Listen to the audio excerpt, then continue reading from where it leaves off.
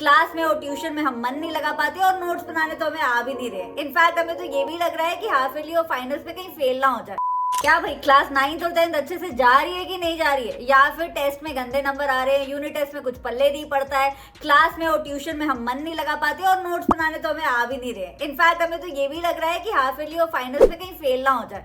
तो अगर ऐसी तुम्हारी सिचुएशन है तो मैं बता देती हूँ एक ऐसी चीज जो तुम्हें अभी से करनी शुरू करनी है ताकि तुम लास्ट की फाइनल एग्जाम में 90 से कम नंबर ना लाओ, और वो चीज है प्रैक्टिस पेपर्स को सॉल्व करना।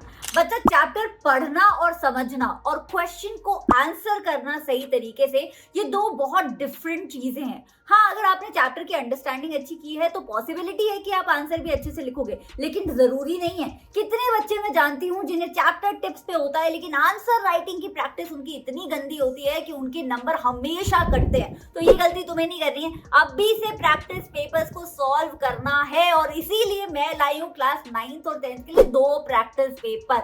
हाँ जी, सीबीएसई क्लास 9th के लिए और सीबीएसई क्लास 10th के लिए। इसमें आपका आधा सिलेबस है, यानी कि जो सिलेबस आपका हाफ ईयरली में होने वाला है यही सिलेबस आपका स्कूल में भी कवर हुआ होगा। तो उसी के अकॉर्डिंग मैंने लेटेस्ट सीबीएसई पैटर्न पे बनाए हैं ये 2 प्रैक्टिस पेपर।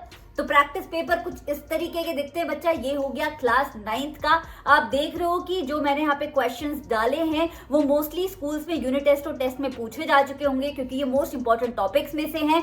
और इनको जब आप सॉल्व कर लोगे तो आपका एक तरीके से हाफ ईयरली का रिविजन हो जाएगा। अगर by chance in practice papers में से कोई चैप्टर आपके स्कूल में अभी नहीं हुआ है तो आप उस क्वेश्चन को स्किप कर सकते हो, लेकिन इसे खुद से सॉल्व करने की कोशिश जरूर करना। ये तो हो गया 9th का। 10th का हमारा प्रैक्टिस पेपर कुछ इस तरीके का दिखता है। ये सीबीएसई का जो लेटेस्ट सैंपल पेपर रिलीज हुआ था 2023 से 2024 के एकेडमिक ईयर के लिए, ये बिल्कुल उसके अकॉर्डिंग बना है। और ये बहुत इंपॉर्टेंट टॉपिक्स हैं। I am again going to stress कि पहले इसे खुद से सॉल्व करने की कोशिश करना, लेकिन मैंने इन दोनों ही प्रैक्टिस पेपर्स की आंसर कीज और प्रैक्टिस पेपर की पीडीएफ के लिंक डिस्क्रिप्शन में अटैच कर दिए हैं। चीटिंग तुम कर सकते हो, रट्टा मार सकते हो, लेकिन अगर टीचर की एक बात मानोगे तो मैं ये बोलूंगी, प्लीज खुद से सवाल लगा के देखना और फिर खुद को मार्क्स देना और देखना कि तुम कहां स्टैंड करते हो। जब तक गलतियां नहीं पता चलेंगी तब तक उन्हें सुधारोगे कैसे और कैसे बढ़ोगे आगे। और मैं बता दूं कि क्लास 10th के लिए स्पेसिफिकली मैंने ये जो क्वेश्चंस है